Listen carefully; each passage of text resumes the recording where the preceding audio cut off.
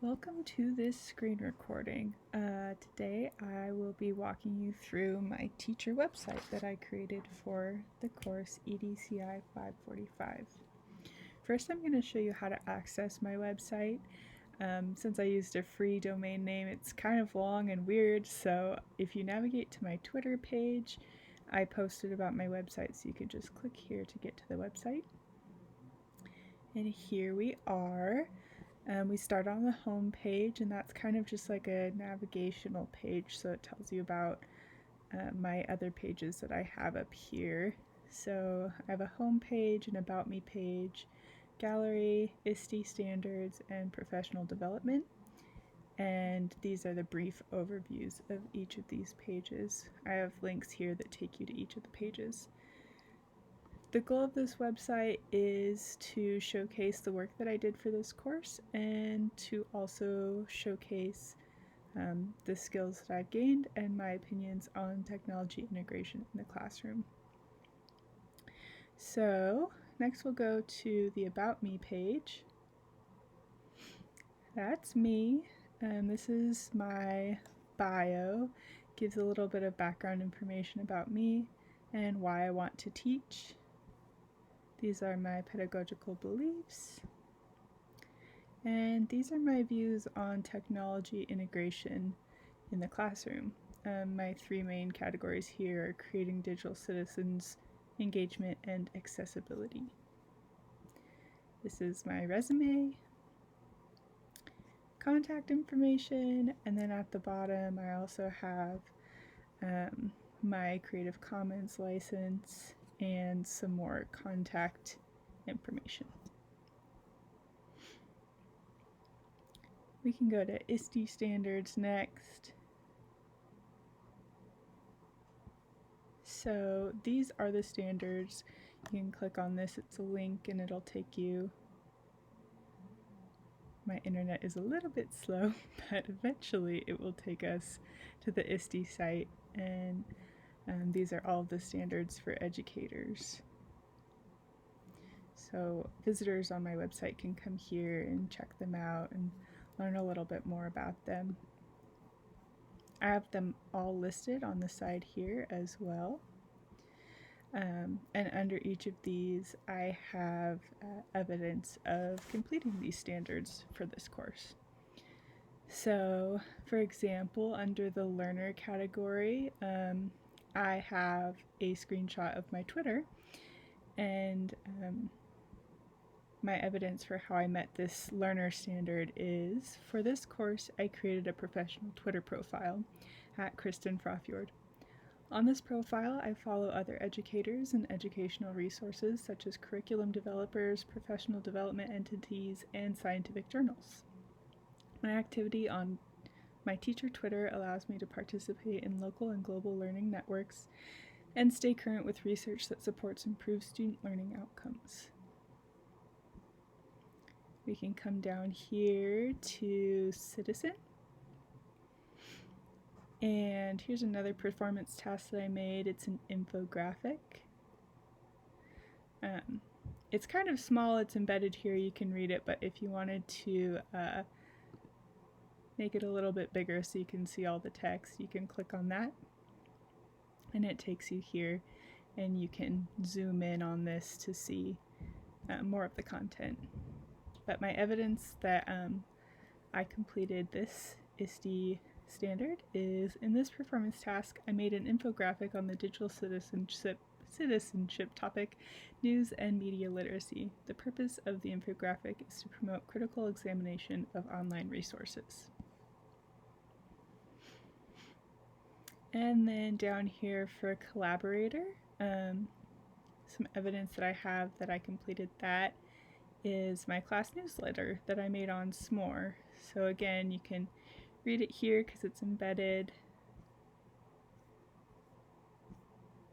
And you can also, I believe, click on it and it'll take you to the website. Let's see. Maybe not. Oh well. You can read all this information here though, that I put on S'more. In this performance task, I created a class newsletter This newsletter can serve as a strategy to collaborate with the families of my students by informing them of our class activities and volunteer opportunities. Sorry, let me just get rid of this.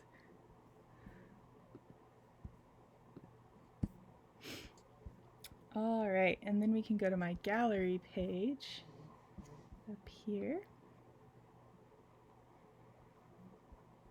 So these are all of the performance tasks that we did this semester.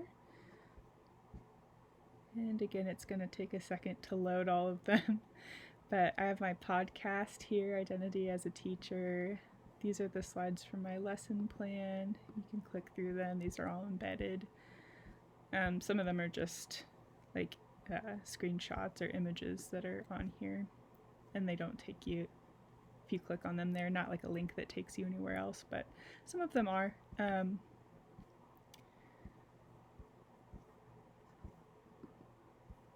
I'll just keep scrolling so you can get an overview of everything that's on here.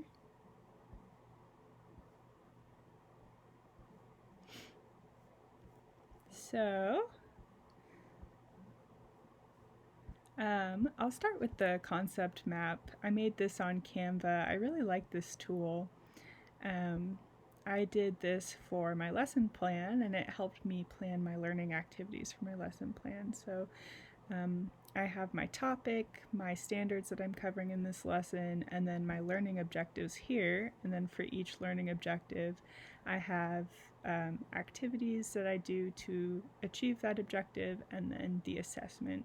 And this was just a good way to kind of organize my thinking, and I think that presenting something like this to my students at the beginning of a unit will also help them understand kind of the direction that we're going in and what they can expect from the lesson. So I really liked Canva and making these graphics. I'm a visual learner, and I think some of my students will be too. This is a screencast of a lesson on DNA transcription and translation, so we can play that right in here.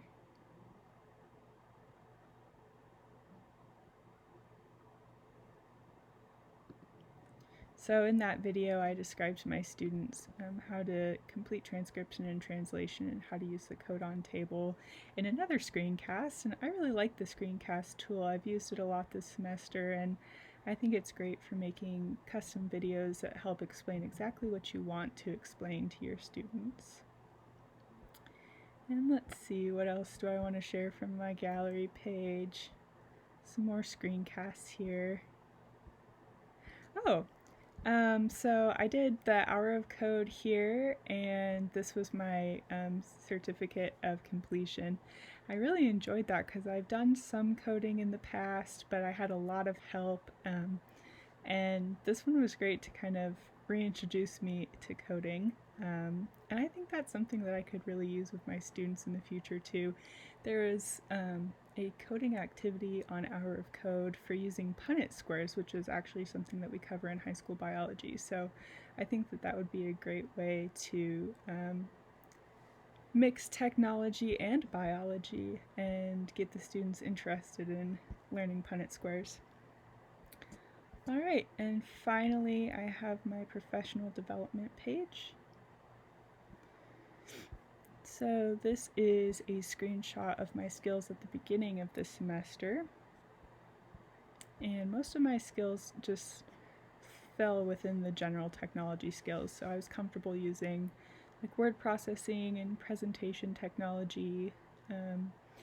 But I wasn't really familiar with the other ISTE standards yet, and hadn't had a lot of experience creating lesson plans in general or creating lesson plans that intentionally incorporated technology. So that was what I wanted to improve on.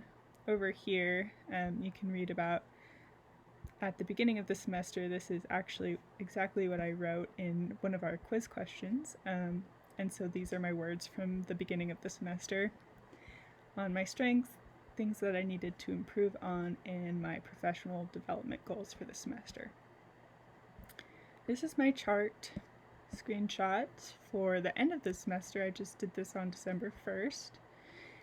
And I definitely made a lot of improvements over here in the like the teaching standards. As you can see, I was like novice and beginner on pretty much all of those categories, but I made a lot of improvements